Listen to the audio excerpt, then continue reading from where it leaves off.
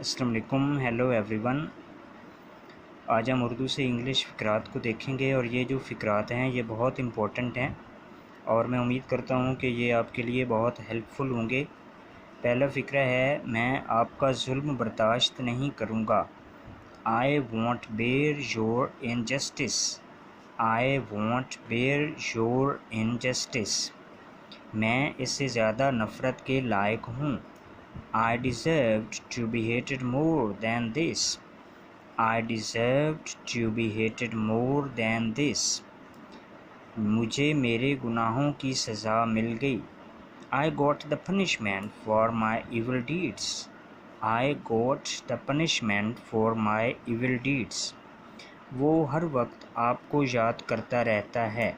He keeps your name on his tongue every moment. He keeps your name on his tongue every moment. Next, अगर मेरे बस में होता, if it was in my hand. If it was in my hand. तुम इस लायक ही नहीं हो. You are not capable of it. You are not capable of it. आपने मुझे अपने धोखे में रखा। You kept me in your betrayal. You kept me in your betrayal.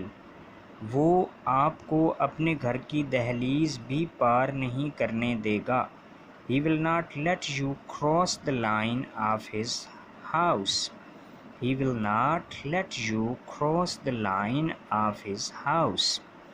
आपकी क्या औकात है? What is your worth? What is your worth? तुम गुस्से में लग रहे हो। You seem angry.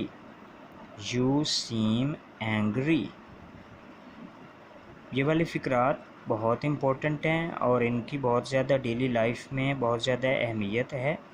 अमूमन हमें स्कूल में टेंसेस वगैरह उनके फ़िक्रात जो हैं वो समझाए जाते हैं, लेकिन इस तरह के फ़िक्रे जो डेली लाइफ में इस्तेमाल होते हैं उनका हमें उनके बारे में नहीं बताया जाता अमूमन। तो ये मैं कोशिश कर रहा हूँ कि टेंसेस से थोड़ा हटकर काम जो है वो आपके लिए किया जाए, ताकि आपको जो रोज़मर्रा के इस्तेमाल की इंग्लिश है वो आपको समझ आ सके और आप उन फ़िक्रों को जहाँ पर आपको ज़रूरत पड़े आप उनको इस्तेमाल भी कर सकें।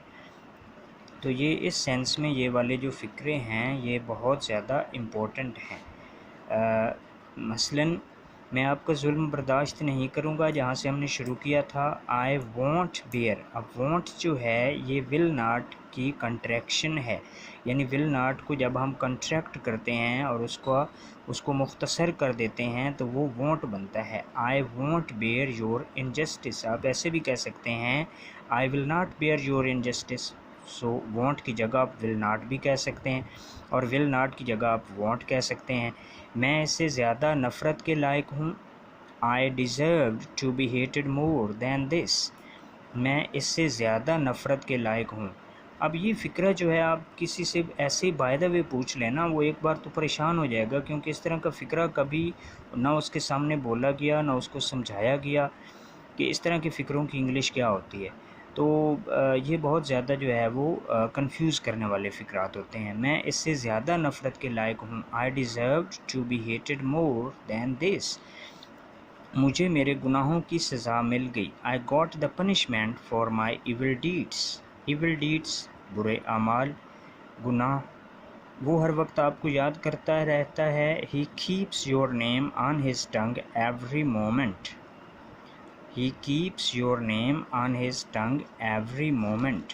तो ये वाला फ़िक्रा उसके बाद जो है, अगर मेरे बस में होता, if it was in my hand.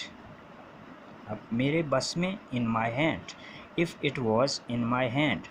इसी तरह से तुम इस लायक ही नहीं हो। अब ये वाला फ़िक्रा जो है ये भी बहुत इम्पोर्टेंट है कि आप किसी को कहें कि तुम इस लायक ही नहीं हो तो आप इंग्लिश में ऐसे कहोगे, you are not capable of it. You are not capable of it. Capable CAPABLE, capable, लायक, तुम इस लायक ही नहीं हो। You are not capable of it. आपकी क्या औकात है? What is your worth? तो ये वाले फ़िक्रे बहुत इंपॉर्टेंट हैं, आप इनको ज़हन में रखिए और इनको याद भी कीजिए। Thank you very much.